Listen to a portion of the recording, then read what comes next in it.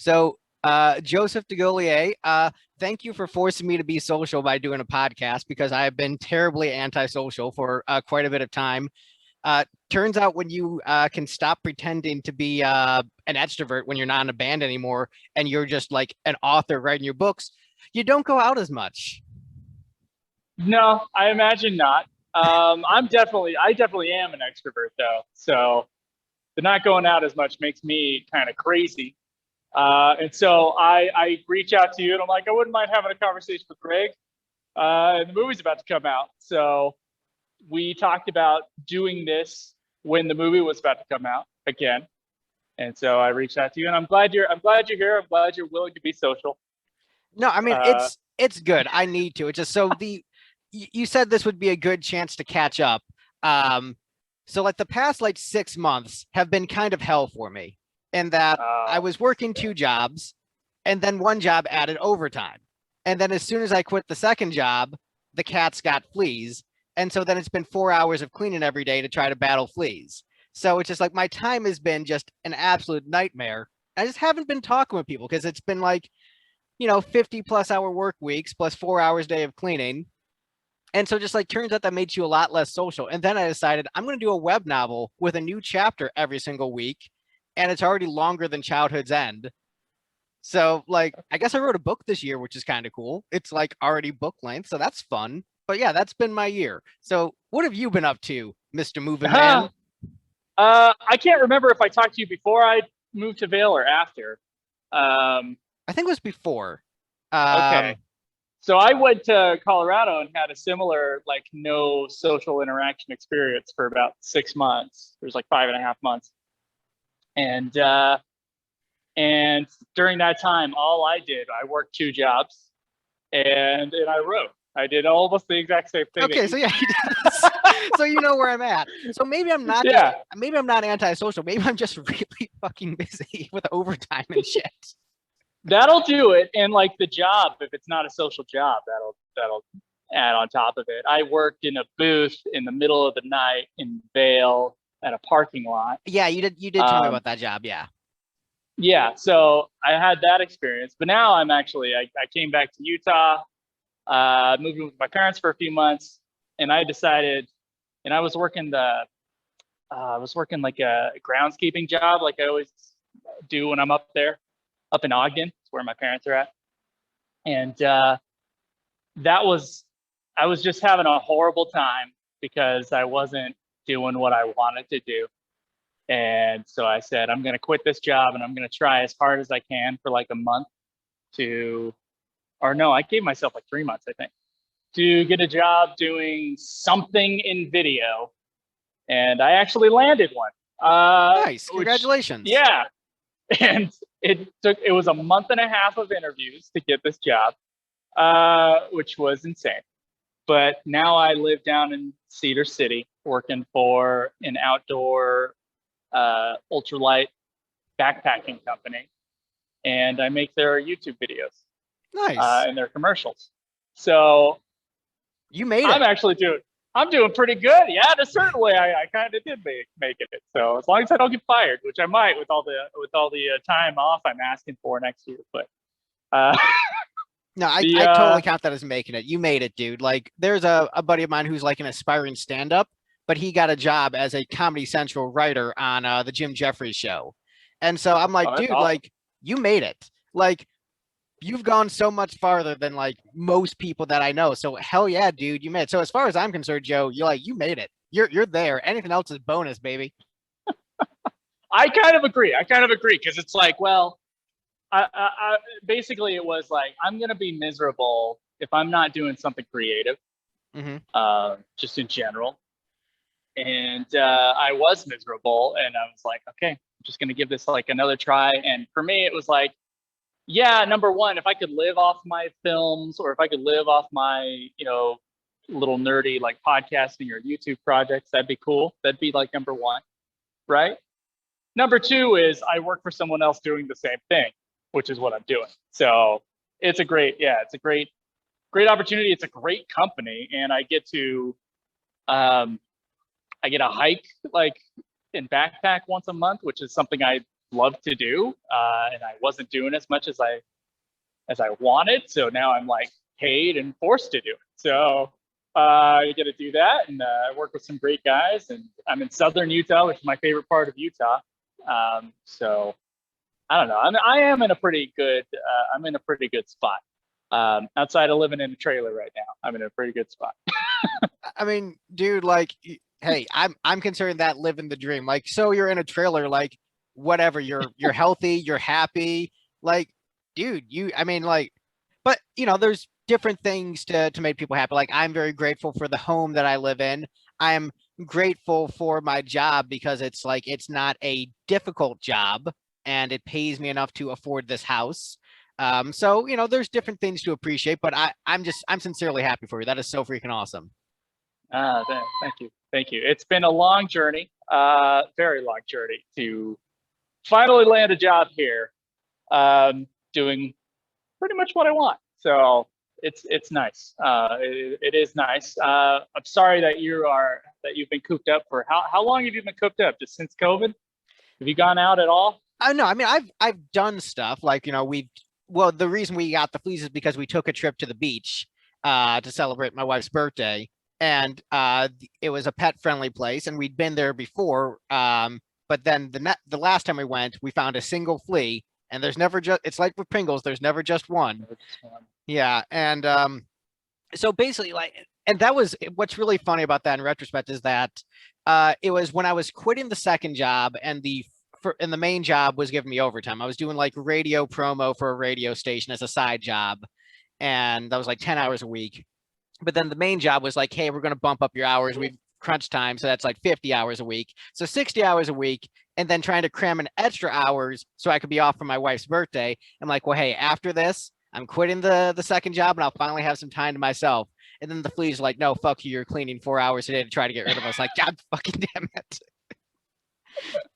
So like I thought how long has this been going? The fleas have been going on since the beginning of October because her birthday's the end of September. But then wow. But then the crazy hours between like the two jobs was like 3 months prior to that. So I've been going like basically since like July has been just like a nonstop like marathon. And I just like in some ways I'm like, man, I really need to talk to my friends where I'm like, you know what, I'm actually doing pretty solid given the circumstances. Yeah, you're employed, and you always have, and it sounds like you have things to do at home too. Yeah, and I am following the passion. I am, ensuring You're right. the novel thing, the fact that I think the weekly schedule helps me because like when there's that deadline and it forces you to get things done and just that that discipline of just like you're just going to do it every week no matter what. I mean, the web novel, it has a small audience and it's largely a way for me to hone my skills as a writer and just get better. But like, it's already, like I said, full length novel, like it's already there. So after I finish this story arc, publish this, it's like a volume in a series, like, hey, it's got to say I wrote a book in a year. That's fun. That is really cool. I've never written a novel. I've tried, I've started a few. But I've never ever finished one. Nor do I think I've really had a good enough idea for one either. But screenplays are definitely more my jam, just because I've been doing them longer and I've figured out how to finish them and stuff like that. But I'm always jealous. I have a friend named Timo, a really good friend of mine, and I think I've always been jealous of the fact that like he wrote a novel in high school. And like he finished it. It's not published or anything like that. And he still writes, and it's just something that he does kind of on the side that's fun for him. But I've always been jealous that like he had like this, like when I printed it out, it was like 400 pages, like real like it was like a serious accomplishment just to write that much, just to write something and finish it. So it's pretty cool. I get like a little bit annoyed at people who can't finish a screenplay, but with people who can finish a novel, I am jealous. So. Well, when I say finish a novel, the thing is like this entire thing, it's I'm sort of doing like the shonen manga mentality of like, week releases, new chapters. And so this entire novel would be one story arc.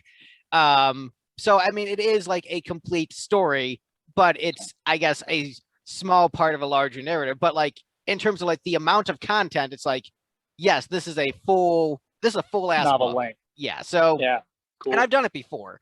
But the other projects that I've always gotten like really busy at the time.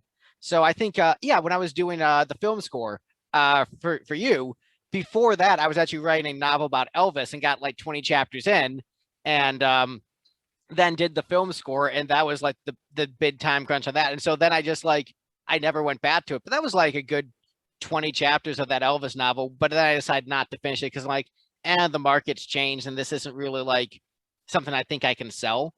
And so that's why I like sort of dropped that one. But I mean, I did like what I wrote, so I might go back to it. But I have a few different novels that I've gotten that length into, but I do like finishing things. Yeah. That's I like with the film score, with the band CDs. I don't like starting a project and then never finishing it. That's actually one main reason I haven't done a JRPG podcast. Like, fuck, if I do that, I'm in that for a decade. Forever. It goes on forever. It doesn't stop. I know that for a fact. I am playing 15 no, you for and the I first are. time, though. Oh, really? Yeah. How far are you? I just got it because I just got a new computer. And so I have a computer that can actually handle 15, don't have a PS4. But I'm like on chapter 2, but I've already watched all the cutscenes. I watched the anime and the movie years ago, so I already know what's going to happen. But it's interesting to actually play it as opposed to just watching the cutscenes. And I'm understanding It's different now. Well, I'm understanding complaints with the game much more than I did when I just watched on YouTube. Like there are like definitely pacing issues. There is definitely issues where if you didn't watch Kingsglaive and Brotherhood, like, oh yeah, this is kind of like paper thin in some aspects. Like, I get it. I still like it. And I'm enjoying it. And I know what I'm in for. My wife is playing it for the first time. And then right when we got to like Insomnia Fallen, she was hella confused. Like, wait, what? What is all this? Because like they don't explain it. They really don't. No, there's definitely some density in there. That's I kind of liked the mystery. I kind of did, but of course I've gone on about that video game for 7 hours. Right. But you haven't gone on it with me. No, that's true. I haven't gone on it with you, but I am like far away enough from the replay of it recently that I'm not sure if I can really delve too far into it. But I do. There's some of the. I don't know what version you're playing. I don't know if they have the version updates in the PC version, but from what I can tell pretty about different now. The it ending seems, is.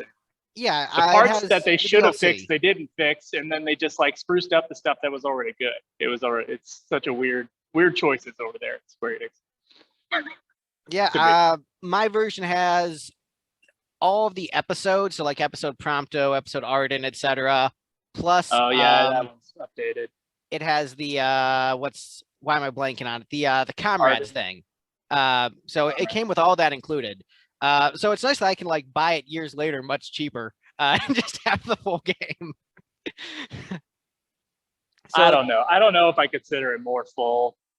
There's some things about the original game that I like a lot more.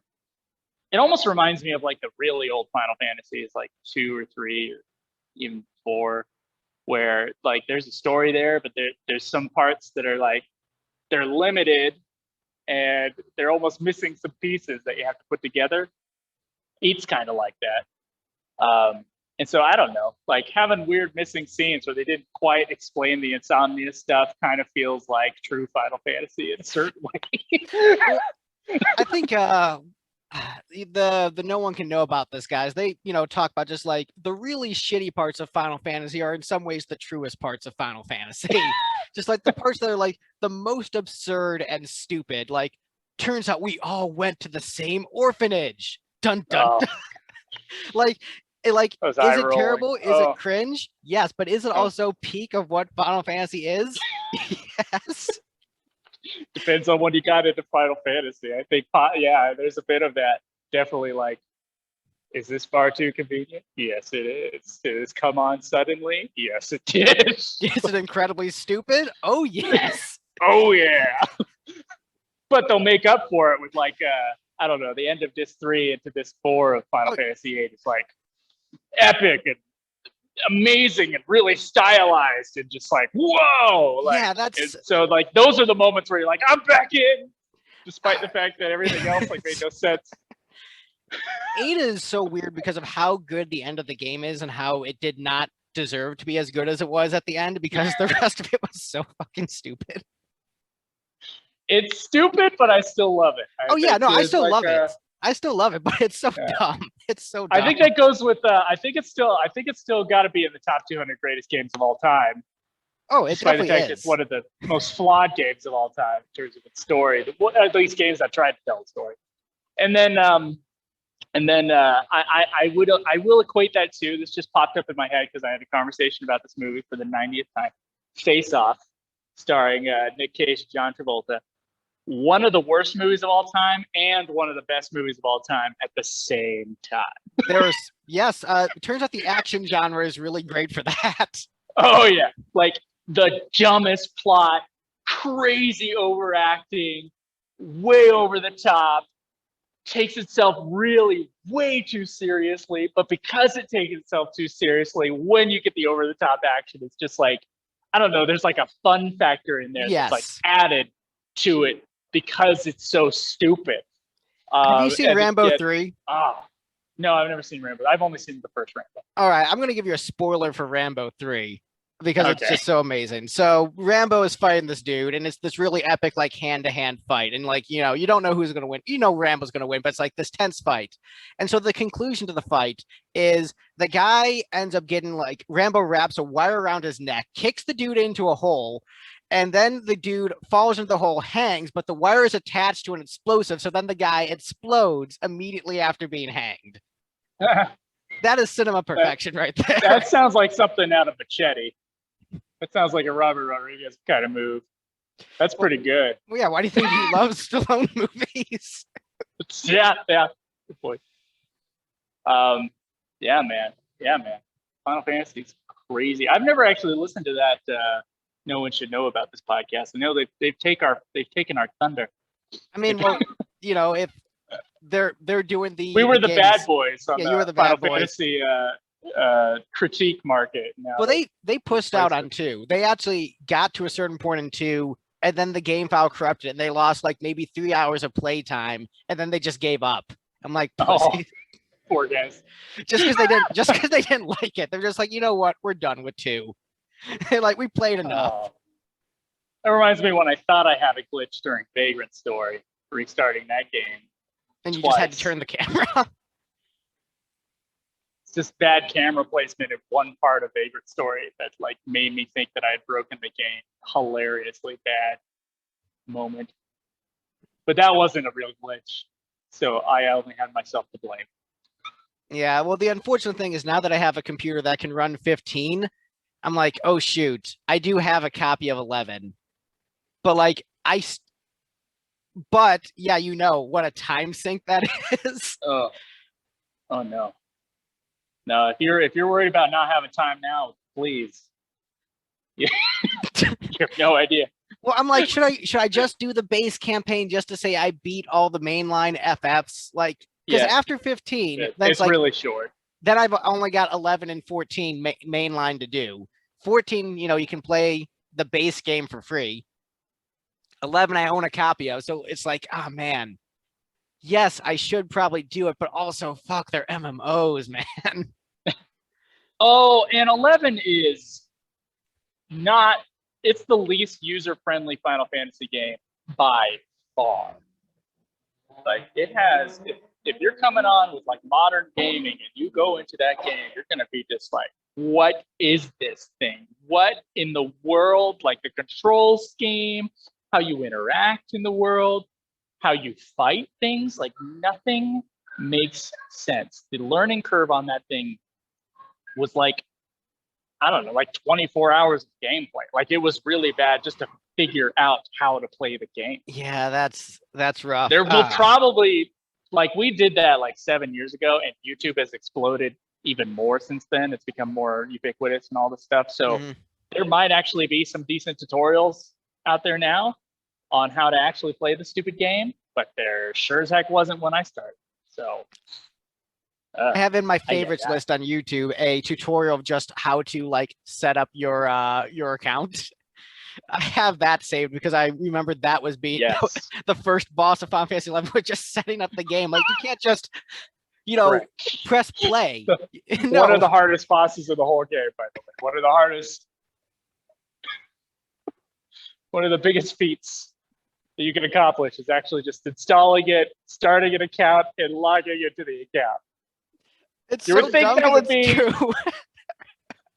A lot more simple than it is, but it's not. Oh my god! And the fact that like that's never improved, like they never just like fixed that. I can't believe. Yeah, they didn't fix that. They didn't fix like the item caps they have in the game. They're just like, yeah, the server can't take it anymore. If you have more than like 10 items in a stack or something, there's like a stack limit. I can't remember what it is, but it's a weird. It just makes no sense when you're playing the game, like why there's a stack limit in my like storage container thing, and I have to keep on like getting new storage, and you have to like exit. You almost exit out of the main game to go into the place where you have your storage. It's so bizarre. Now I'm starting to remember some like just going out there and like figuring out how to kill something was so difficult. Just oh my gosh, I can't. Yeah, but I mean, once you get into the game, like. And not the first one. No. Not Rise of Xylar, but the Change of Promathia. The expansions after the first expansion, the story gets better and better. Oh no, I watched all the cutscenes. More like the Final Fantasy. I watched all the cutscenes because I figured I'm never actually going to play this game. And when I got the work at home job, like I can just watch this in the background at work. So I went through all the cutscenes, so I know the story. So like I don't need to play the game to experience the story. Like I got that, but you just got to play through like just the to main say just to say that I beat it. You know, you that gotta go beat the Shadow Lord. Yeah, the fucking Shadow Lord. There's only like 6 missions. So if you get like a high level player to like, I don't know, help you level, you can then just go and just do the 6 missions really quickly. Like it or just like grind while working, just like work accounts and just let my dude do his battles. It's not that manual. I wish it was. Shit. Yeah, that's been the thing that's been holding me off of 11, just like, and 14, just like, I know like these games are in their design. I know these games will ruin my life. Right. I know they will. Like, but that's their design. Where they're, it's just the fucking completionist thing. Because like when you just have those 2 gaps, like, oh, I've got all of them except 11 and 14, right there staring at me. Got them in my library. Can do it. I understand the want for that thing, and then you might just like get into that idea that you want to beat all the Final Fantasy games. Then you could start a podcast and still be doing the podcast 7 years later, and still have like 15 games left to play. Yeah, you've got some good ones. I actually replayed one of them recently with the wife, and one of them on my own because there's a friend I follow who does like a kind of like UFF, but it's more like in a book club format. So they play like a chunk each week and then discuss it with the audience. And they did Xenogears, and I'm like, you know what?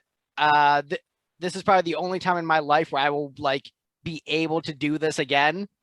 Like because that is like such a dense game. I'm so looking forward to when you get to that, and looking forward to like all the takes you will have on that one.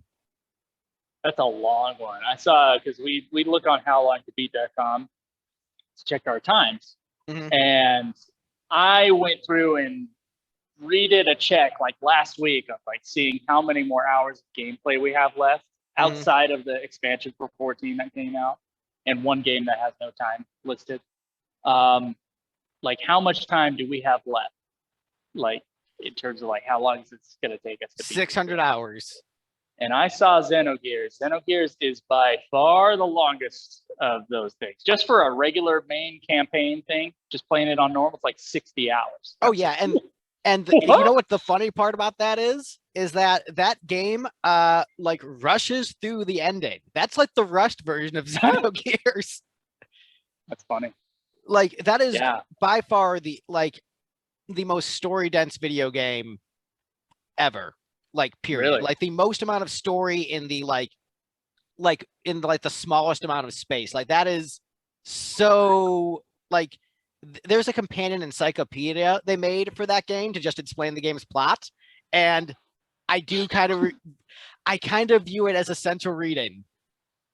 Oh no, that's not good. I mean, but also by Not a that good same sign. token, after replaying it, I have to put it like above Final Fantasy X in my rankings because like I Oh, made a ranking of every JRPG I've ever been. Like, you know what? Yeah, Xenogears is just a better story. Like it is like one of the most profound artistic achievements of mankind, and also a deeply flawed video game simultaneously. what do you think would have happened to the Final Fantasy series if that did? Because that was pitched as Final Fantasy VII. That was one of the ideas for the next Final Fantasy game, and then they spun it off and did its own thing, right? Yeah. So, what do you think would have happened to the Final Fantasy series had that been seven? I'm curious as a person who's played those games. Yeah, so I would say that there would obviously be some definite changes in the game where like they made giant robots because they got rid of summons. So, there are certain things that they would have switched because they had like the creative freedom to say, okay, since this isn't a Final Fantasy, these don't need to be summons. Giant robots are cool. Let's do that instead. So there was a certain amount of creative freedom from shifting away from the brand. But that said, I think this game would have gone over way too many people's heads for that time, and Final Fantasy would not have become the cultural phenomenon that it was, because this is like it's hyper. the amount of, like I said, the most dense story ever in a video game. Just like the amount of like stuff there in the amount of time you have to consume it. It's not just like, oh, here's like a lore Bible and just like the elves in this region that you don't ever see in the game. It's like, no, it's just like a ton of shit happens and it's all really important. And so many characters and villain factions and allusions to religion and psychology and like all this just stuff. And the thing is, the stuff that happened 10,000 years ago is actually very relevant to the plot and comes up. And just the fact that you have this 10,000 year time scale and it actually all comes together. Like, it's not just like Game of Thrones where they just like, yeah, it turns out the White Walkers, yeah, we beat them and that's it. The end. Like, and it doesn't really like tie into the ending. Like, everything like connects in such a way where it's like, it's insane. Like, upon replaying it, like, I was worried, like, would this hold up? Like, oh shoot, it's better than I remembered. Is it more? Have you played Kingdom Hearts? I can't remember. I played the first three, and Kingdom Hearts gets pretty complicated, and we're gonna go into that. I know some. Of the I'm excited to play. I'm excited to play Xenogears for sure. It's definitely been on like I see that game cover, and it just looks like a wonderful, mysterious old Square game that I haven't touched. And that's kind of like the feeling you get when you start the Final Fantasy series and start getting into it. You see these PlayStation 1 disc things, and you see the cover art, and you're like, "What's in that?" And Xenogears still has that mystery to me. Xenogears is still there. Of course, I thought the same about Parasite Eve, and I was a little disappointed in Parasite Eve, but I would say you're gonna love Xenogears, especially like with your like I'm gonna think of the proper way to word this, religious fetishization. Religious fetishization. Now I can't. Yeah, I'm having trouble saying it, but just like I know that you enjoyed Evangelion or what? I do love that. It's there are some parallels between the two. So in terms of like that 90s like angsty religion vibe, you're gonna get some of that from there, and I know you tend to like eat that shit up. Okay. And you know that I tend to not be as much of a fan of that and find it to be like vapid and stupid. But I think that like this one does it in such a good way. I'm like, oh shoot, like this is like what everyone else was trying to do. This is the masterpiece of that genre. Interesting. There's always something interesting about like Japanese media's take on, if it's Christianity, I don't know what it is in Xenogears, but with Evangelion taking a whole bunch of like Christian and Jewish symbols. Oh yeah, there's all that so much Christian and Jewish stuff. Like it's That's Like, always like really, I don't know. It's always interesting to see it through the Japanese lens, I guess, because they add like I don't know, there's like a texture to it that's very different. well, it's because I don't it's know. their interpretation of it as like this foreign exotic thing. Yeah. So like if we were to try to make like something super edgy and weird about Buddhism, except it's much harder to do because Buddhism is all just like, what if everybody chills and everybody is right?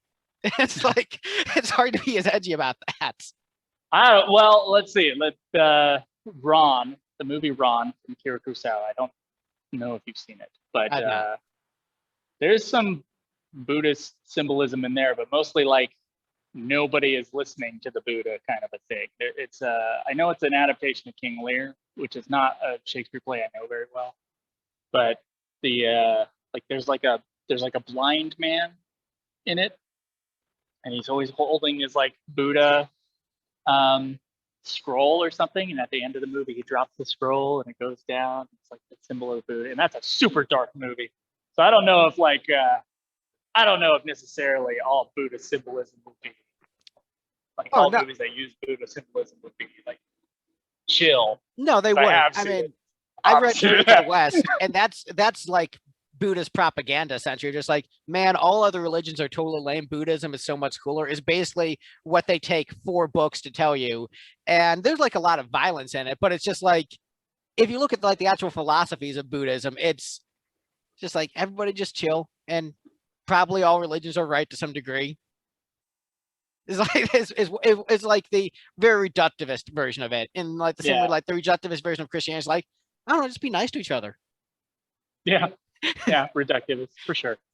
Um, yeah, interesting. Should we talk about the 13th Cross? Yeah, that was going to be my segue into that. Into religious stuff. Um, I don't see 13th Cross as a religious film, but everybody else does. So, I view the religious stuff as like wrapping paper. Like it's like, yes, it's technically there, but it's more like an aesthetic than like a commentary on religion necessarily. Like I don't view it as a religious film. Like I would, say it's a thriller. There's like a slight horror edge to it, but I'm not going to say play this for your Bible study. So no, not a religious film. no, no. I mean, I had like and I'll never say what the movie's about, but like there was definitely like something I was trying to write about, and it wasn't anything to do with religion. Um, so I don't know. That's always fun and interesting to me. There was like I had to keep one shot in the film.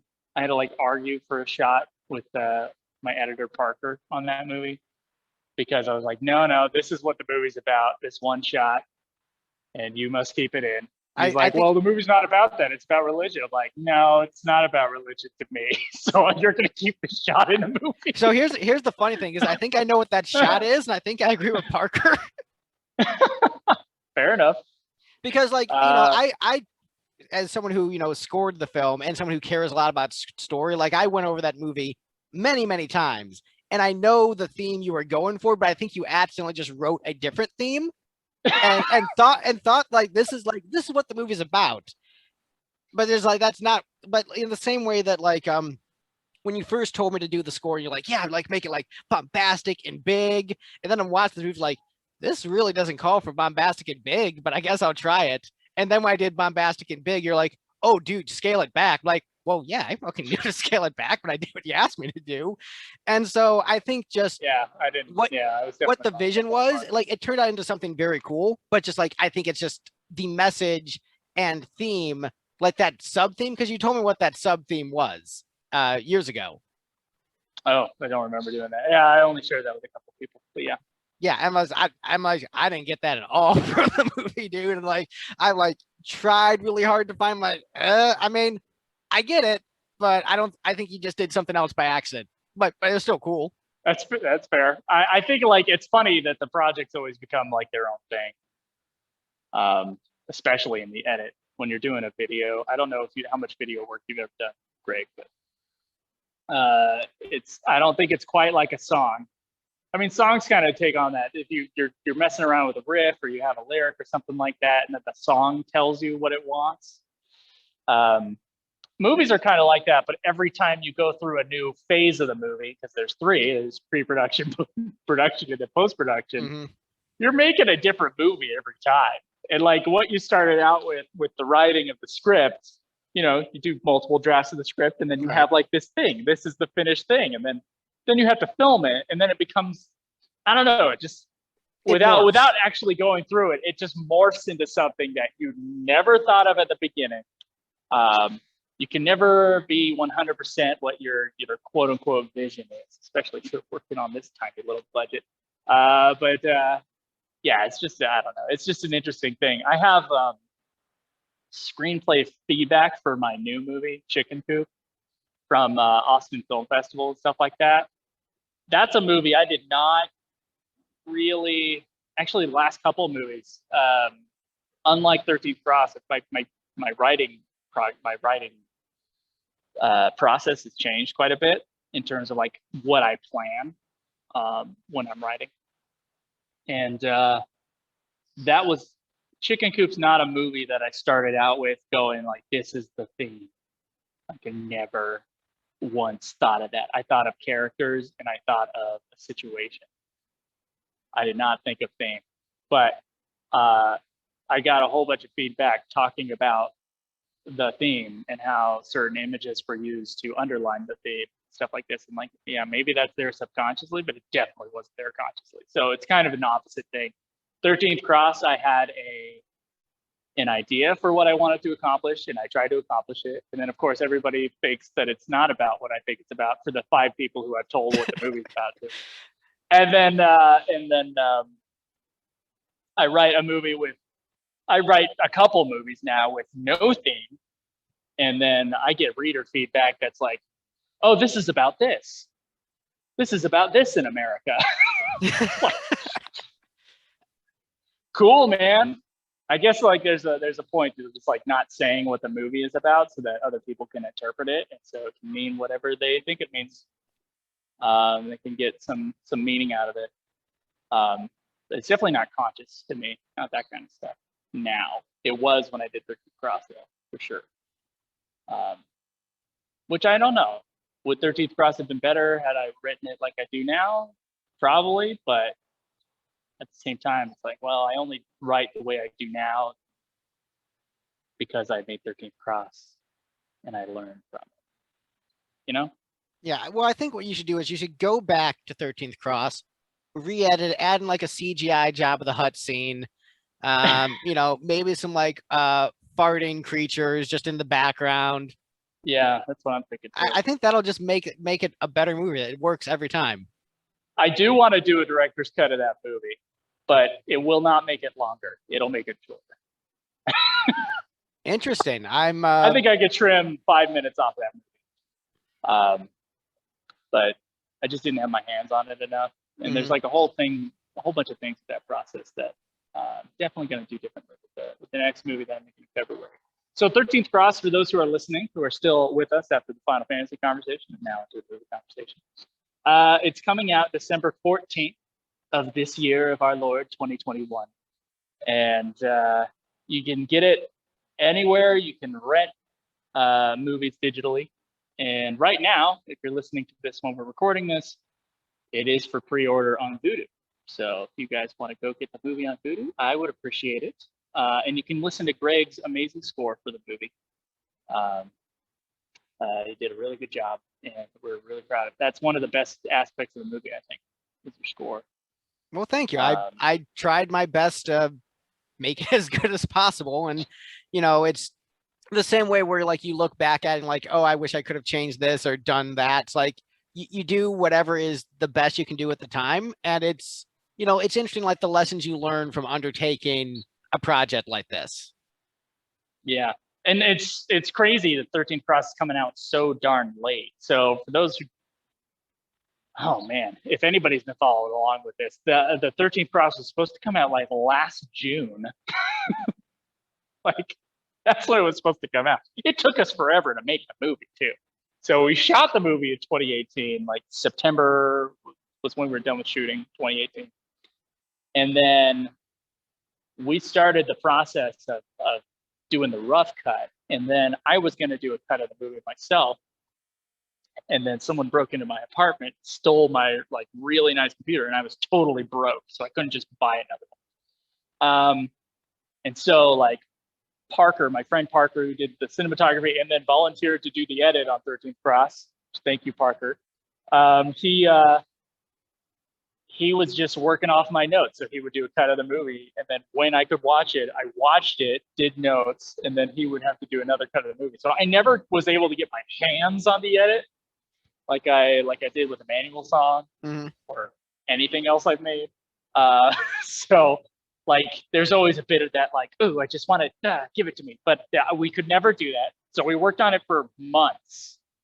And then every bit of the process, we had to learn how to do everything basically. I mean, we went to film school, but there's like so many things you don't learn in film school about making movies and trying to like get them distributed and trying to like, you know, have them on Voodoo and stuff like that.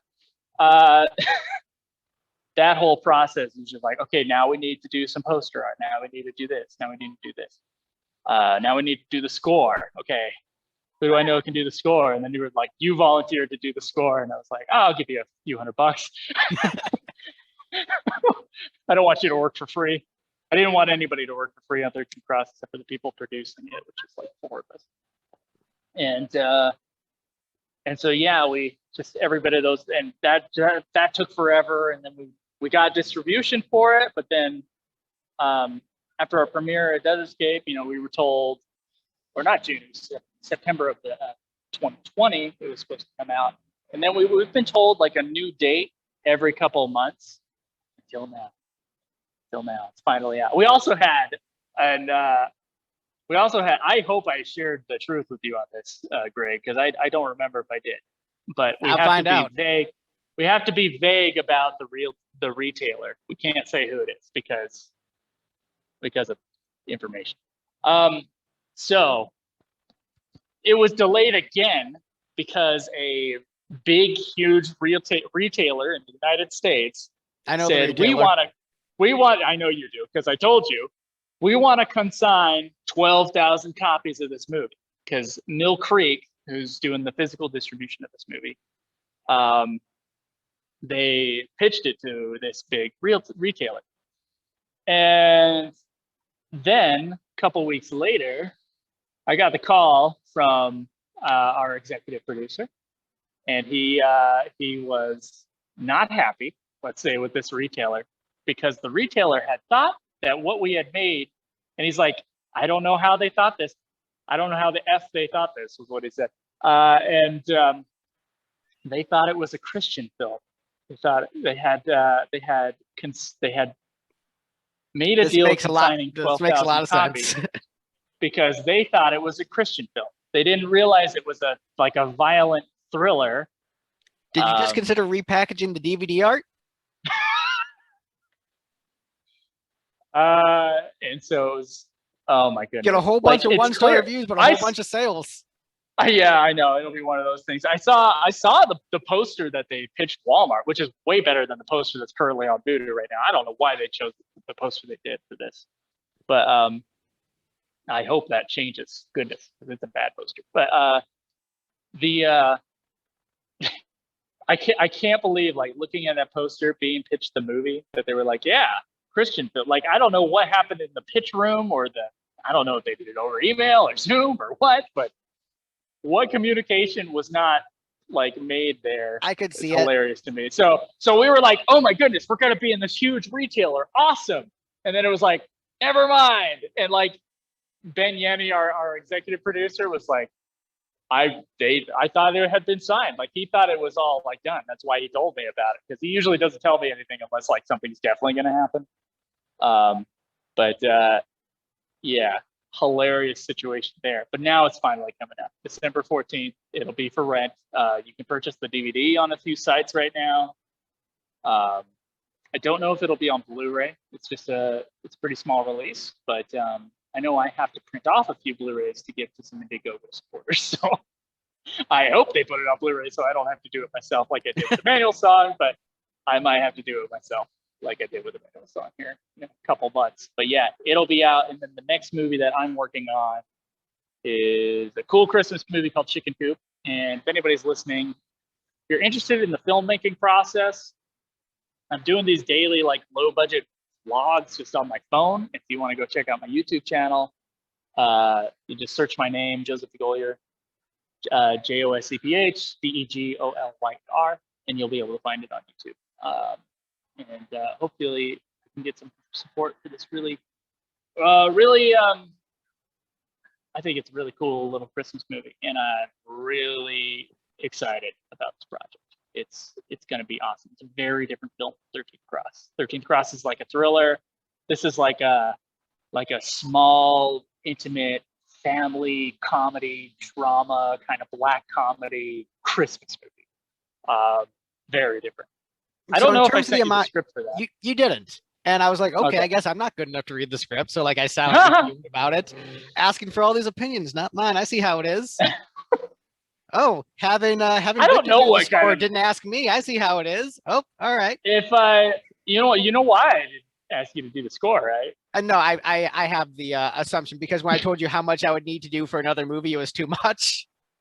I mean, that's definitely part of it, but it wasn't like a bunch. It's not like you're too expensive for anybody. It's just too expensive for me. But that's not it. No, I think we had a conversation before when you were talking about, the types of movies that you wanted to score and what types of movies got you excited. And I just didn't feel like this was going to be the right fit for you. Because I wanted this is my this is kind of my point of view now is I don't want anybody to be doing any favors for this next project or really any project. I want people to work on the movie to be just really passionate about what they're doing. And so I don't know. I was just like, well, I know that you always have your reservations about the types of movies that I was writing. And so I was like, well, I'm just going to give someone else a try. But I will say that 13th Process score is amazing. And if anybody ever asks me for a composer, I always point them to you. So. Well, I appreciate that. And I mean, I honestly really respect the decision. That makes a ton of sense. As far as, I get it. I'm a guy who likes challenging myself.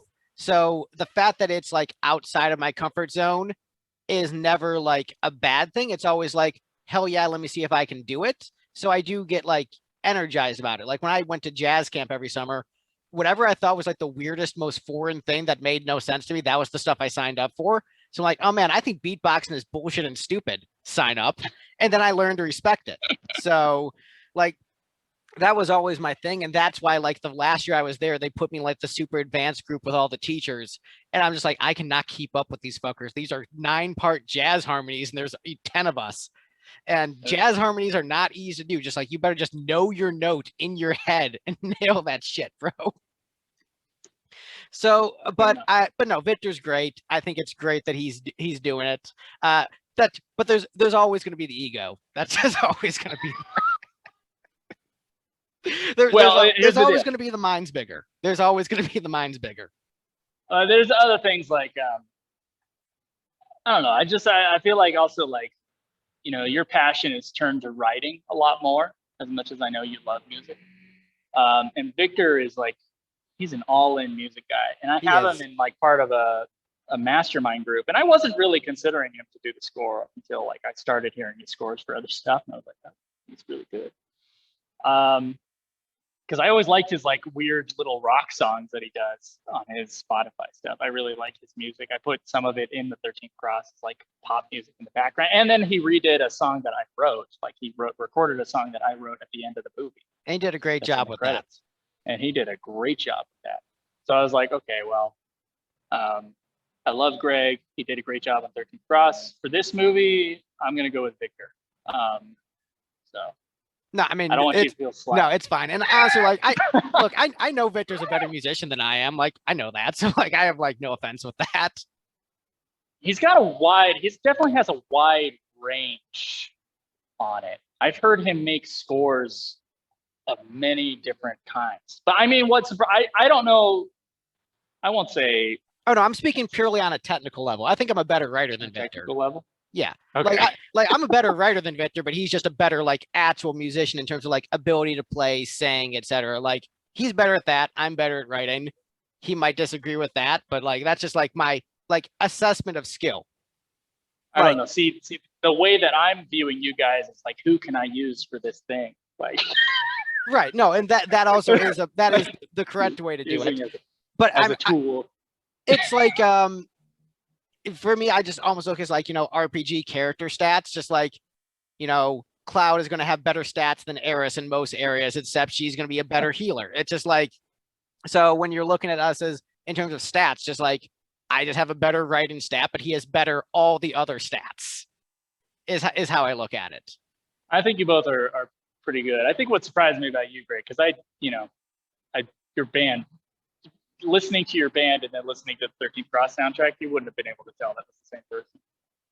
Oh yeah, so really like what happened is that you surprised the crap out of me as far as like the ability in that department, because you didn't have much material on your reel when we started this. You did. I was going with you because you were excited to do a movie score. So I was like, okay, and I liked the covers album you did of. It was Echo the Dolphin. Did that as a gift from my stepson. Yeah, I was like, okay, this sounds good. This is really interesting. I like the use of the different sounds and instruments and stuff, like instrumentation.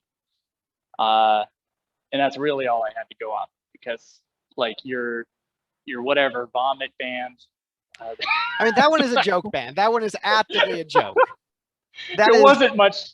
It wasn't much to go off as a filmmaker trying to look for a musician to score my movie. It was kind of like, okay, let's see if we can go with this guy. And you did a great job. And you should definitely use like 13th Cross stuff if you ever like decide to go hard into the music stuff again. Oh yeah, no, that would be more the part of the reel than the rock stuff, because like, I understand there is a very limited market for people who are super into like a weird like not even just like, it's not even standard hair metal, it's like a weird take on hair metal. It's like, but guys, what if we mixed in 70s glam, that stuff that's only popular in England?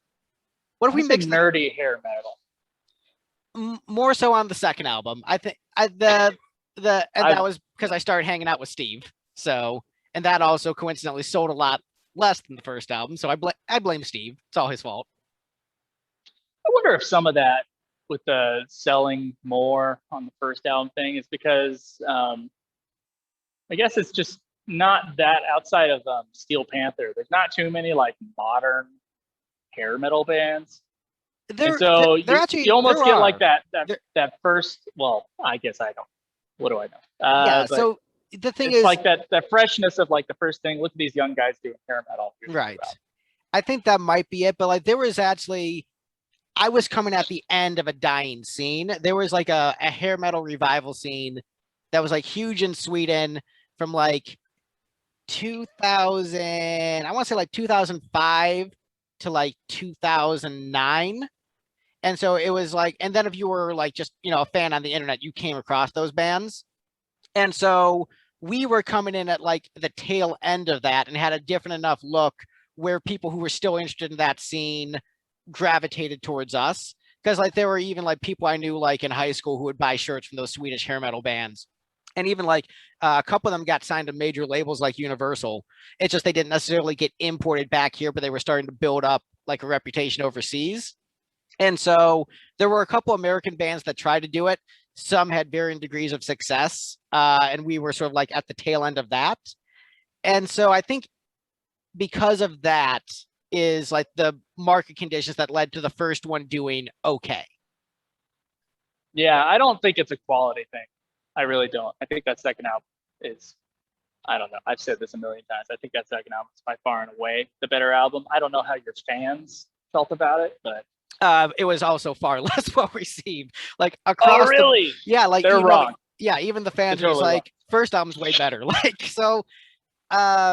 I think that the second album has if I'm going song for song, I think the first album's a stronger album, but I think the second album has some songs I like more than anything on the first album. And I think I think there's more personality in the second album. The recording quality is better. I think you guys are better players in the second album. I don't know. I don't agree with that at all. well, I think that the second album does have our single best recording in terms of like, you talk about as you, the writer of a film, you do the script, then you film it, then you go through the edit and it morphs through that process. When you write a song, especially with me, who is so concerned with the particulars of like giving it that certain sound and vibe, and also knowing that I'm kind of a shitty singer and I'm not going to be able to pull off most of the material I write. Like in terms of the like hearing the song in my head and then it actually coming closest to that, that was achieved with one song on the second album, which is like, you know what, this is pretty much right.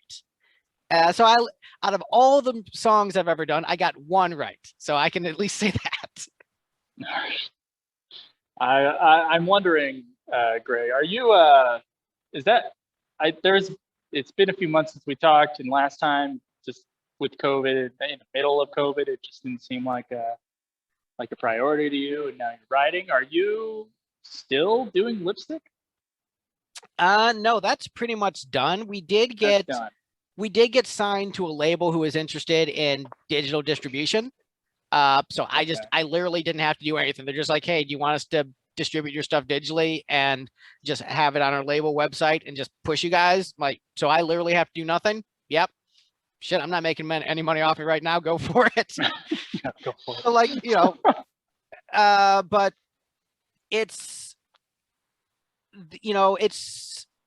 I think you can relate to this. Like, you are a storyteller. You have stories you want to tell, and you have to get them out of your head, and you just have to make them exist. And it's just like, this idea, I have to just make it be a thing. Whether it's, writing a screenplay and then you shelve it for a while, or actually turn it into a movie.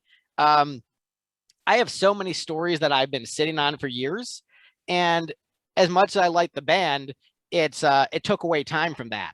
And so I'm like, I just got to get these stories out of me. They're like eating away at me, and I just need to birth the babies. And so the band is just like, it's just, I don't even really think about it.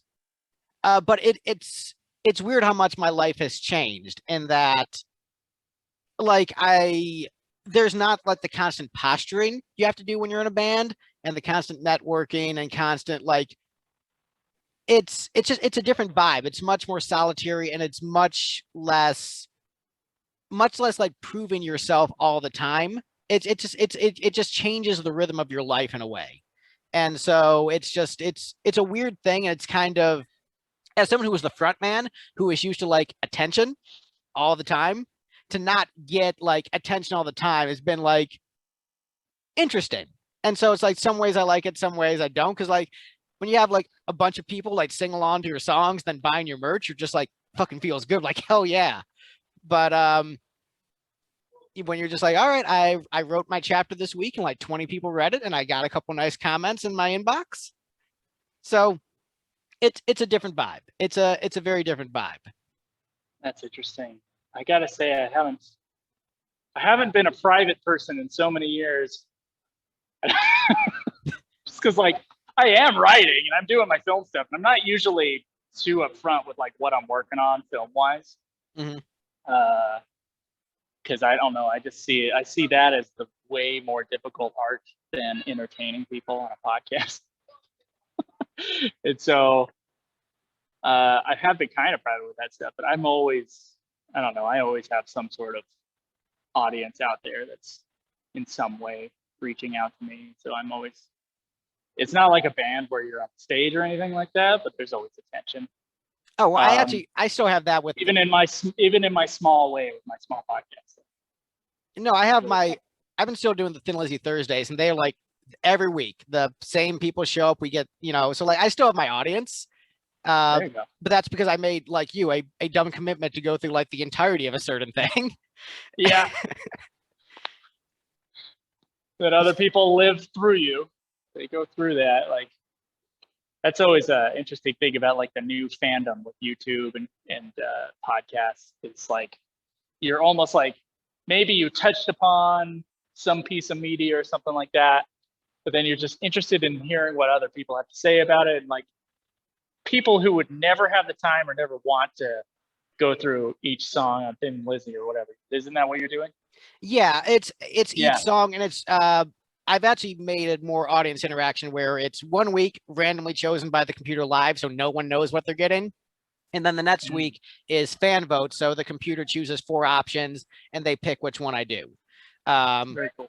So, and it's honestly, there's not too many bands I could do it with and find it to be interesting. It's just this happens to be a band where that works well because Phil was a very good lyricist. He was very good at genre hopping. So there's like, like a salsa dance song, and then there's like a metal song.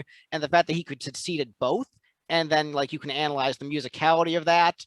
That's why it works for a band like Thin Lizzy. It would work for a band like the Beatles were it not for copyright strikes and the fact that I think like everything that's can really be said about them has already been said, and I'm not adding anything new to the discourse. So that's why Thin Lizzy is like the perfect band for that, where they're just, they have their fans that like adore them, love them, eat them up, but they're just enough under the radar where like no one has done this already. So that's why it works. And most people just like show up to just see like Greg's casual take. Like it's not scripted. It's just like, hey, this is one of my favorite Lizzy songs. How does it tickle Greg's fancy? The same way you meet a Final Fantasy fan, like, oh man, I love Final Fantasy 12. But what does he think about Final Fantasy 12?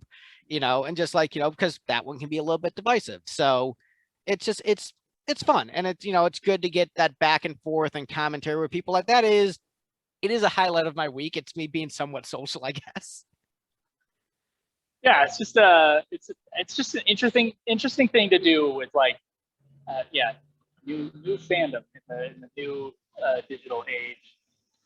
It's just very you're living vicariously through someone else. Like reaction videos are popular.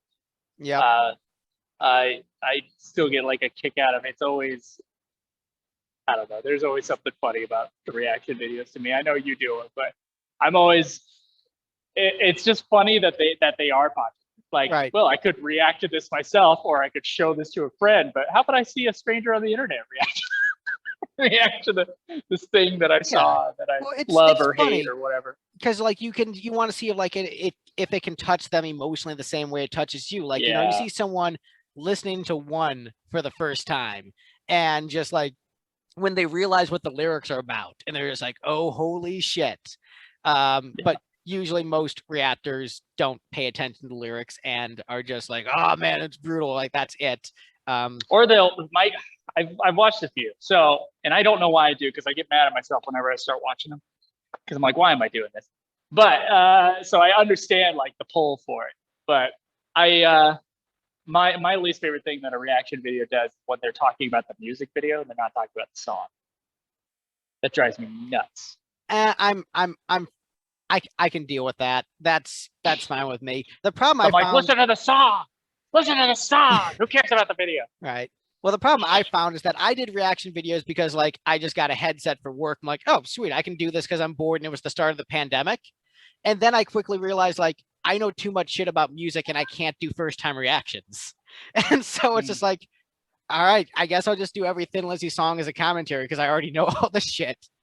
Because like I can't do first time reaction to things because like I've done so much in so many different genres. Like, you didn't know this when I did the film score, but now that I did, like, I was in an orchestra, I was in jazz band, I did all these different things, and that exposed me to so many different things. And so like people called me like the music historian in like my little cliques. And so if the appeal is someone's first time reaction, I'm fucked because I've heard so much shit. So like, oh, I haven't heard this super obscure thing that no one cares about. That gets no views. So, and that's why I just morphed into just doing Thin Lizzy Thursdays because like enough people were into that. I'm like, I'll just do this. This is just a fun thing. Yeah, it'd be a fun pro. I know there was a guy who did my favorite band's Metallica, obviously. So there was a guy who did a podcast called Alpha Metallica. He went through every song alphabetically, and he had a guest on every episode if it was their favorite song or whatever from Metallica. He would have a guest on. He did that for every song, which is a lot. That's a lot of songs There's a lot of Metallica songs. There are, yeah, there are quite a bit. And so I can't I've listened even to all of them.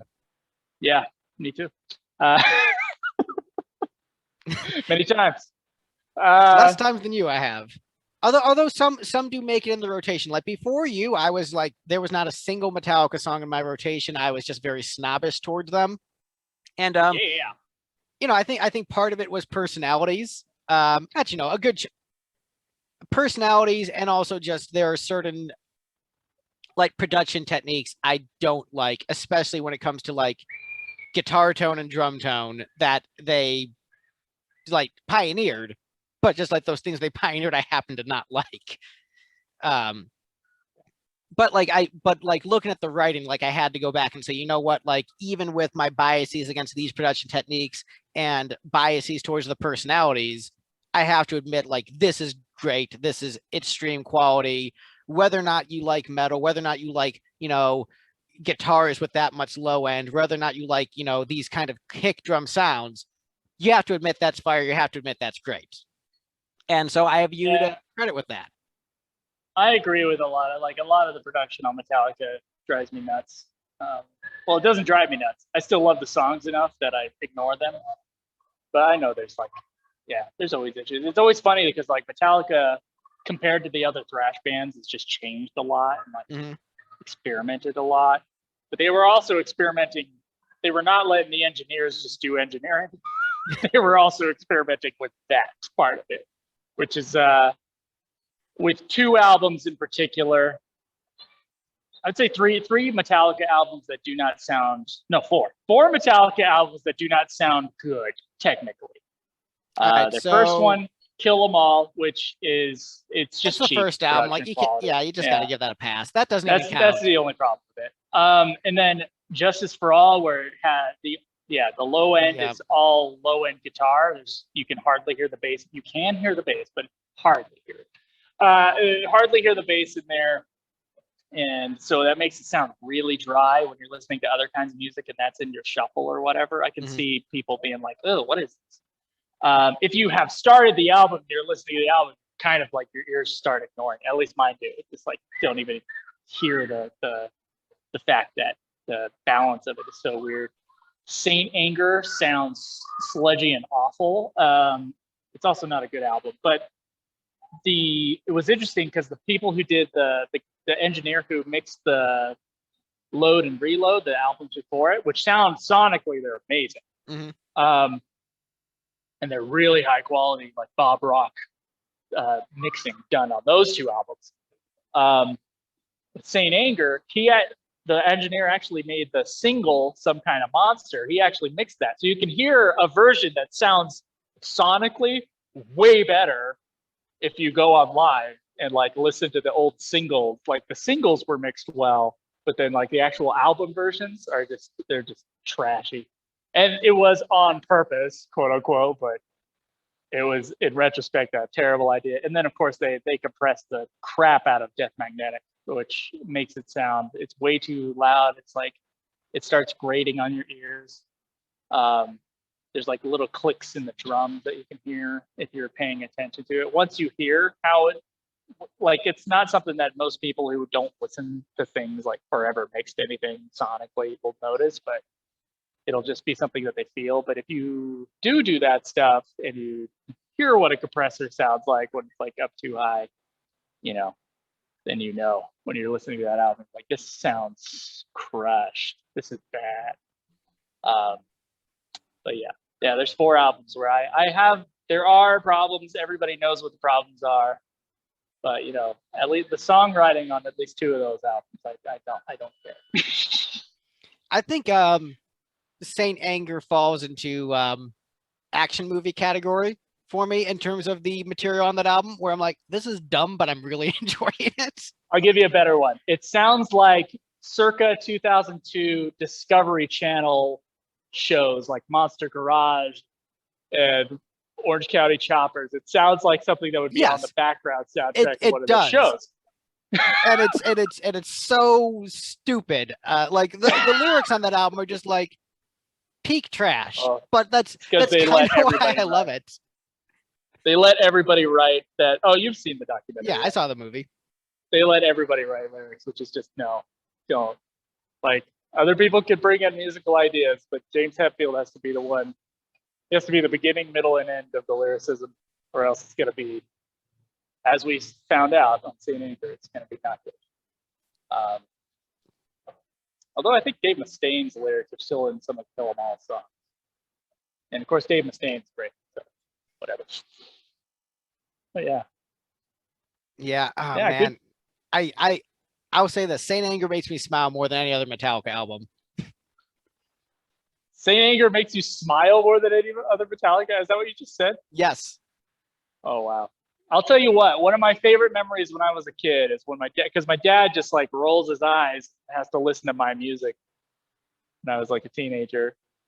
And then he would occasionally just like, no, we're going to listen to country for a few hours. Like when we're on a drive or something like that. There was a time we had a Jeep and we were in a place called in Utah, it's across from Utah Lake. It's called Little Moab. And it's like a rocky outcropping thing. Mm-hmm. And people with dirt bikes and stuff, they like go up and they drive around, or people with Jeeps will like take certain spots and kind of drive around. My dad did that. It was on the Some Kind of Monster song and it cranked up. It was the first time I see my dad crank up the music like ever. He cranked up Some Kind of Monster. We were like on the Jeep, like rolling over these big boulders and stuff like that. That's the perfect music for that. That exact moment is like big car or truck going over something, like tearing up the ground. Perfect soundtrack for that. Just dumb, masculine, over the top, hilarious at the same time. It's great. Yeah, so we both agree. Saint Anger, the best Metallica album by far. Nope, pretty low on my list. I'll put it at the bottom. Kill 'Em All is the next worst, but it's way better than Saint Anger. Wait, you're saying that's the next worst when Lulu exists? Yeah. No, Lulu's doesn't count. Lulu does. Oh, that's not canon. No, it's not a Metallica album. It's Metallica and Lou. It's and Lou Reed. So it's both of them made a band called Lulu, and an album called Lulu. It's Lou Reed. It's Lou Reed and Metallica. It's not Metallica. If you got Lou Reed for the whole album, doing all the lyrics. Lou Reed is often involved in what fans consider to be the band's worst album. He just has a tendency to do that. What has he done that before? I'm wondering. The Kiss progressive rock concept album. That is my favorite Kiss album. Lou Reed was involved in that? Yeah, he co-wrote some songs with Kiss for their progressive rock opera. Interesting. It is what I consider to be, it's like, in some ways it's like a precursor to Final Fantasy music, where it's like it'll definitely remind you of like some early FF, but done by Kiss in the early 80s. But like it's not quite there. And so you're just like, this is a hella weird album. But I dig it because it's like this hella weird album that like appeals solely to the market of Greg. I consider Lulu it's a super group. It's not Metallica. It's the Metallica members plus Lou Reed. And it's just like what is it? Audio Slave is like everybody from Rage Against the Machine with a different singer whose name I just escaped me right now. Yeah. It's like that situation. Only awful and not great. Chris Cornell. Yeah. I honestly like, that would be my one way where I could actually do honest reactions. If you get me like 90s to 2000s, I could probably react to some stuff from that era and be like, I don't remember this shit. I didn't listen to it. I didn't like it. The only Audio Slave, they have one song that just like really like crushes me. It's really good. So if you hate on the song, it's really great. Like a Stone, I think is an amazing song. I don't know it. In a cold wet afternoon.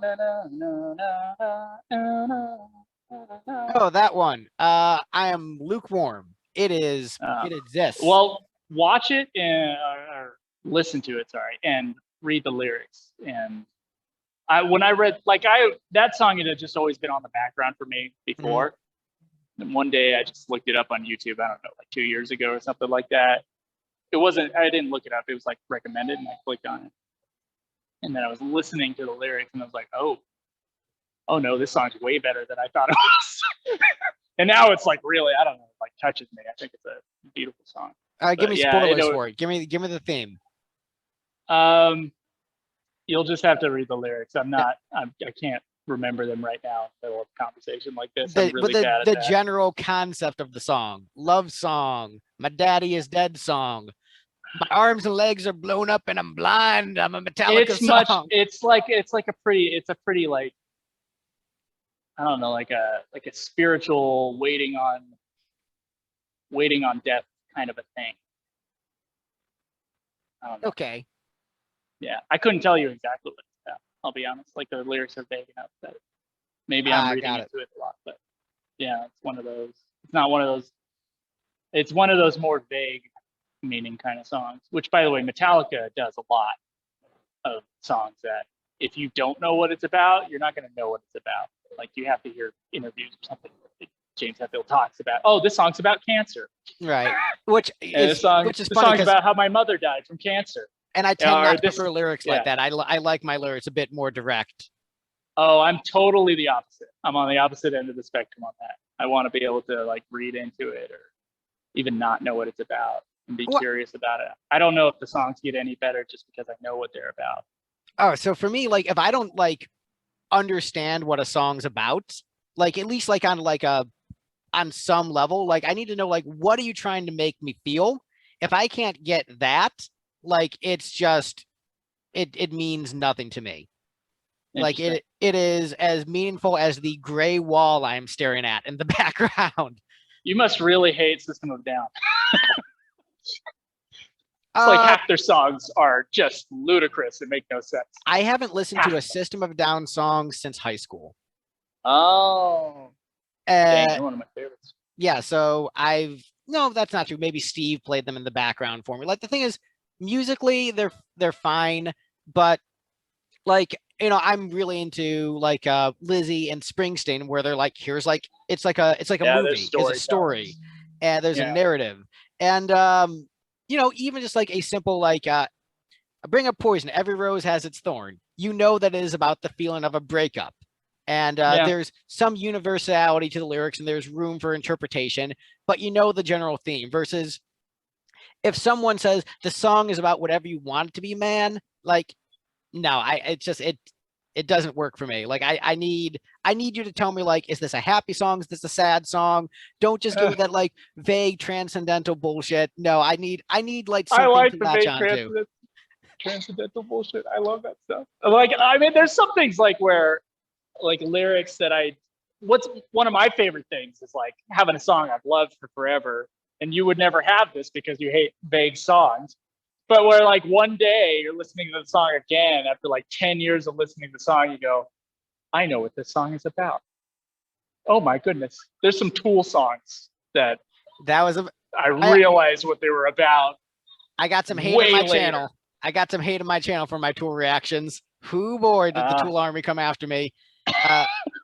They got a grand total of one song I liked out of like 8 or so I did. But you know, that one song is a banger. I feel like at this point now, I feel like Tool stuff is a lot easier for me to understand. I listened to Maynard's not very well written biography, but it was there. And I just there was a lot of insight on the songs that I didn't know, and it does tell you about what some of them mean. But at the other ones, it's like, I didn't realize that Maynard had a sense of humor until pretty recently.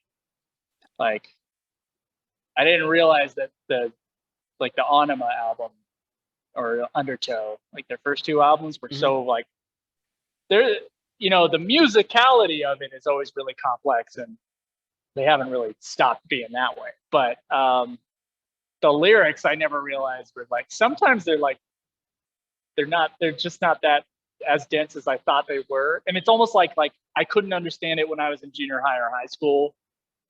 And so like from then on, I never thought about the song until recently, you know, like. And then you look back at it as an adult, like, this is really fucking easy. Yeah, this is not as dense as I thought it was. You know, there's some of those moments too. I don't know. There's definitely I kind of like having songs be a bit of a puzzle. I like movies being that way too. Sometimes it just depends. There's a lot of factors that go into that, so I won't say there's any overarching rule because I don't really believe in those anyway. But I would agree. There's no overarching rule, and the thing is, there's always like there's exceptions to the rule all the time, and so these are like general statements of trends I've noticed about myself. But also, my favorite band is the Beatles, and like some of the songs are bullshit, but by that same token, some of them are bullshit on purpose as a joke. Like, I Am the Walrus. John Lennon wrote those lyrics because he heard college kids were analyzing Beatles lyrics for deeper meaning. So he's just like, I'm just going to write the most bullshit, nonsensical song I can and see what they come up with. Like, he did that for the lulz. And so, like, to me, like, I'm down with System that. does that a lot. I think System of a Down does that a lot, where they're just like wild, crazy stuff that makes no sense because it makes no sense. And they just feel like having a dumb, crazy song. I mean, I did that for one of my songs where the lyrics are like intentionally bullshit because I just wanted to write one of those kind of songs because I was listening to loudness and just hearing these Japanese guys like poorly attempt to translate their songs into English. And I thought, oh, I could write something really clunky like that. And so did that, mixed in I Am the Walrus, mixed in Deuce by Kiss, which is also a bullshit song that means nothing. Like, look, I wrote a bullshit song that means nothing as a tribute to my heroes who wrote bullshit songs that mean nothing, but sound really cool. But I think if you do it too much, it's overbearing. So like System of a Down, because so many of their lyrics are just like all over the place bullshit, I can't like listen to too much of it and really get like locked in as a listener. Versus like Springsteen, it's like, tell me this story, boss, and tell me this other story. Shit, tell me this story now. Like but also even with movie taste, I think like the more vague and abstract, unless it's like in general, not a fan of the more vague and abstract. I like a bit more directness, but sometimes vague and abstract works. Like the ending of Final Fantasy VII, I think is the best ending in the series. So vague and abstract doesn't always like fail for me. Sometimes vague and abstract is like the exact right decision. But I feel like it's not always the right decision. And some people just like, nope, vague and abstract all the time.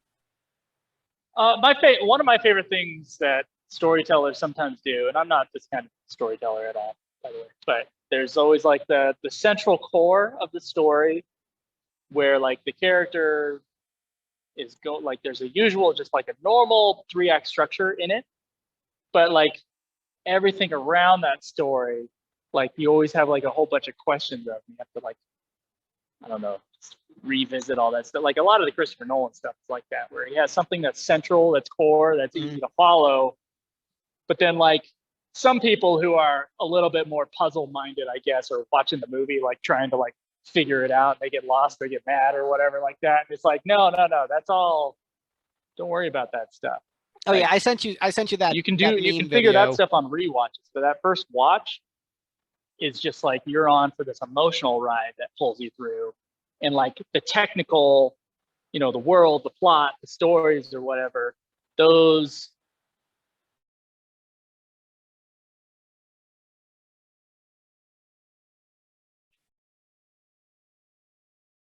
Oh, I think I lost you there.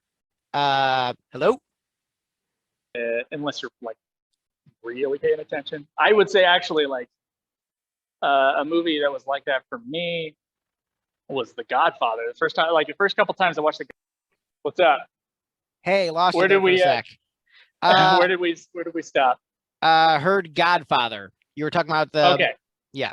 So density in a story that's really hard to follow. I think the Godfather movies are really hard to follow for a first time watch. Just because there's so many characters and there's so many names and there's so many like different like cliques of people having their own kind of goals and everything like that. But really, you're just looking at the core story of Michael going through the middle of it. Right. And so even on a first watch, it should be still a satisfying watch for a lot of people. And then when you watch it again, you start noticing the complexity of everything like going on around it. I like movies when they have that sort of a really layered complexity to it. You're gonna love Xenogears, dude. If you're looking for the layered but complexity. But only if they have that emotional, easy to understand Yes, core in the center. that is also there. That can pull you through. Because that is also there. I've had a million conversations with people who, and we can talk about the Final Fantasy. We can go back to Final Fantasy again because this is where it like comes into my life. Because like I'm reacting to this Final Fantasy games when I'm doing my podcast, and sometimes my opinions are like, this is all of this is lore, none of it is story. And what I mean by that is like all of it is like the complicated stuff. Yeah. All of it is the super complicated stuff with way too many characters that you can't really pay attention to unless you're like none of that, nerd. None of that matters unless you have that strong core. Like none of that matters. You need a strong core to pull you through, or else it becomes like, I don't know, it becomes like a puzzle, like a chore. It's not a story anymore, and it's like emotional, which is, you know, stories are just made to emotionally manipulate people in a good way. I don't mean that in a bad way. No, we're vibing 100% here. We're on completely the same page. That's why I don't read fantasy, because so much of it is just like a lot of it has that problem. It's just so much just like, here's lore bullshit. Like, oh, can you give me like a character I have any kind of emotional attachment to whatsoever? No? Okay, well, you know, that's why I'm mostly reading like, you know, Victorian era shit, because like, it's like we're all in England, we're all poor, but I care about your characters, god damn it. And power to the people who can enjoy something just because they think a concept is cool.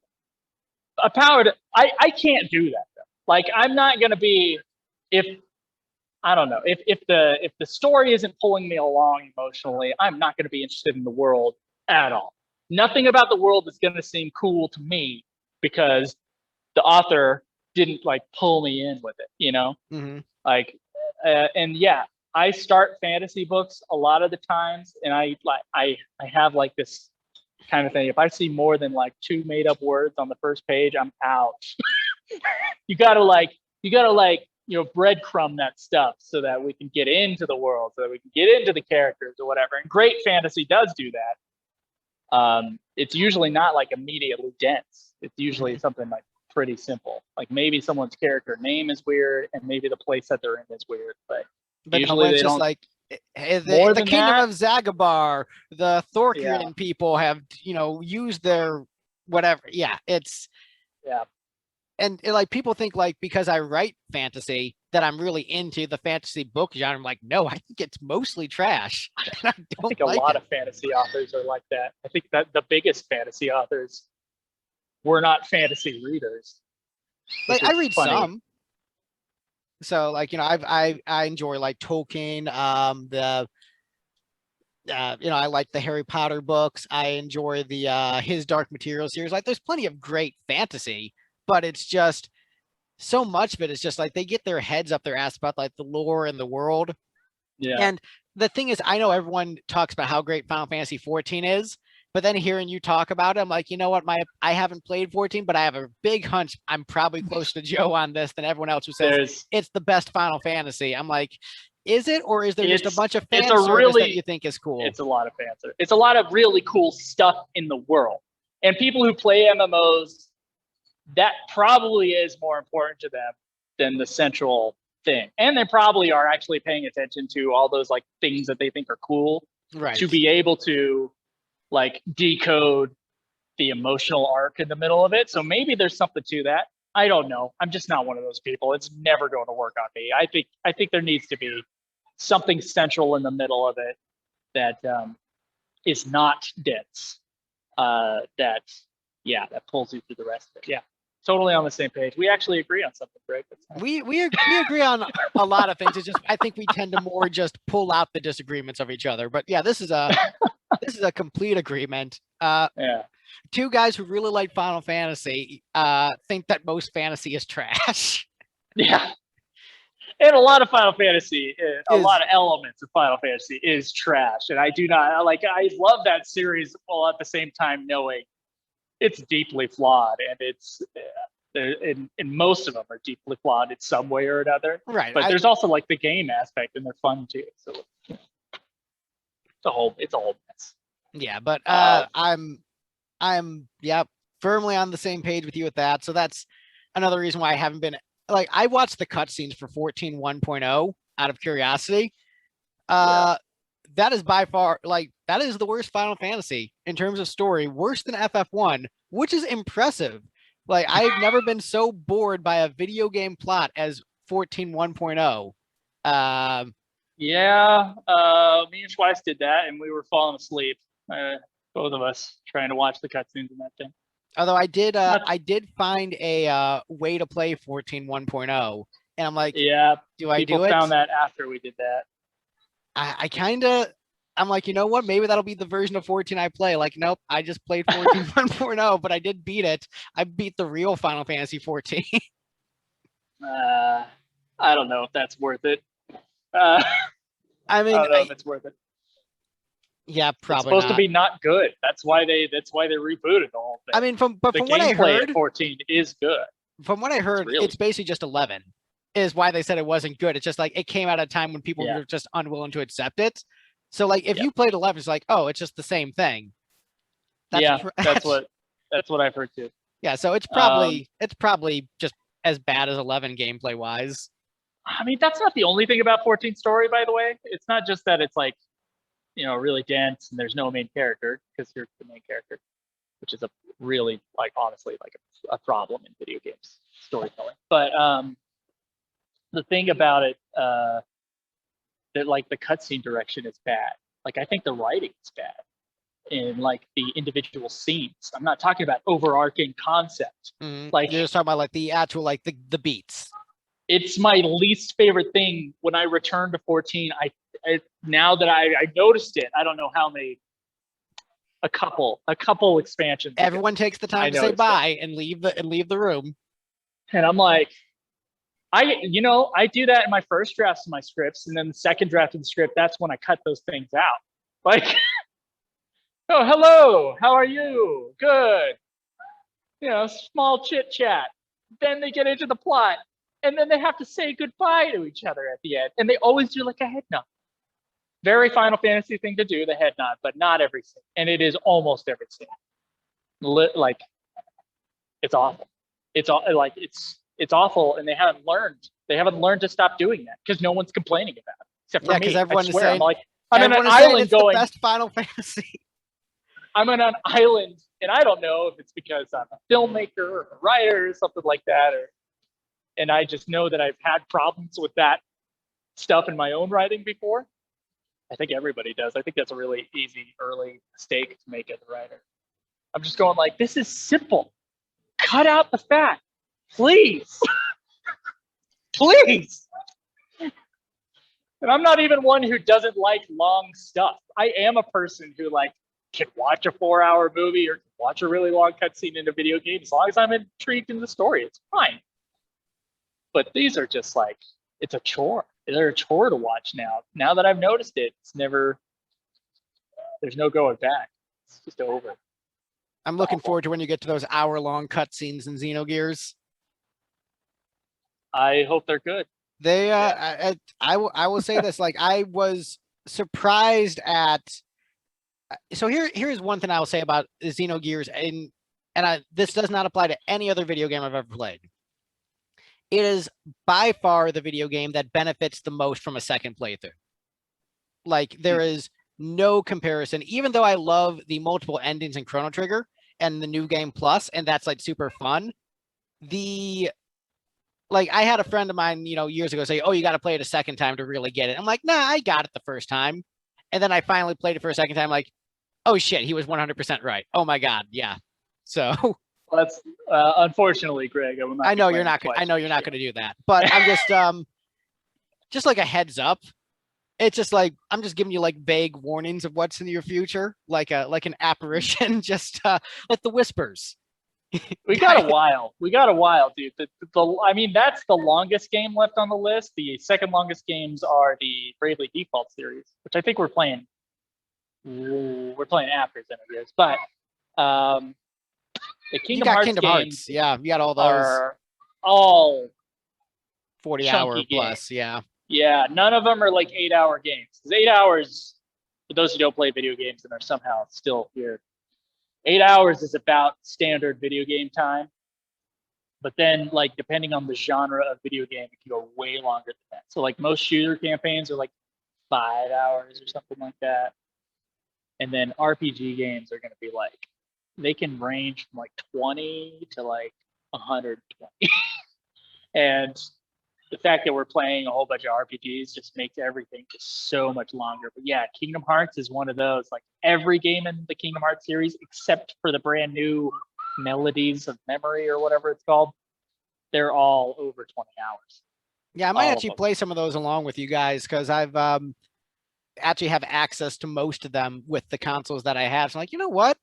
Yeah, maybe I will, because I haven't played a bunch of them. I've only played the first 3, so it might be like, you know what? Now is the time to finally do it. But then I'm like, oh, I have no time. Never mind. So like, I always think to myself, oh man, I should jump on board. But like currently, I'm not watching any long running TV shows. I'm only playing one video game, and that's with my wife. So that's wife bonding time. I'm not involved in too many other things. Like, do I want to get involved into a massive time sink? Good question. It's a question I ask myself all the time, but then I have to say yes. Yeah, I mean, there's a big temptation. I have a big temptation of making just a JRPG podcast. I so want to, but also I just know like how dangerous that is. Just on a personal level, yeah, sure. Just the time sink. It's crazy. It's crazy. But we have looped all the way back around, Greg. Yeah, and my leg is burning. Yeah, you should go. Thanks for the chat. Put on sunscreen, dude. I did on my face, but not on my legs. Yeah. And so I still, from that trip to the beach in September, I still have sunburn on my legs from that trip. Should probably get that checked out. That sounds like skin cancer. Probably not. See, I work in American healthcare, so I can't afford American healthcare. That's sad. Yep. So plugs one more time. 13th Cross. 13th Cross, December 14th. You can pre-order it on Vudu right now. You can pre-order it on DVD on a couple sites if you just Google the 13th Cross. But the movie should be out in iTunes, Amazon, wherever you rent your movies digitally. It should be out, and I'm really excited to have this thing finally out. It almost doesn't feel like my movie anymore, but I would appreciate it if you guys listening could go and rent or purchase the movie. It'll be going to a good cause, and that is me. It'll be going to me and the 3 other people who have points on the back end. But actually, like it shows you what you can do as far as a movie is concerned. What you can do with $9,000, which is an extreme low budget for a movie. So if you guys are interested in filmmaking, it's something to go check out. Yeah, and if you're curious to see how that giant score that I uploaded with 0 context on my YouTube channel, if you just want to see like them in like scenes, you should do that. You should. It's a great score. All right. Thank you, Greg. Thank you, man. I'll talk to you later. All right, man. Bye.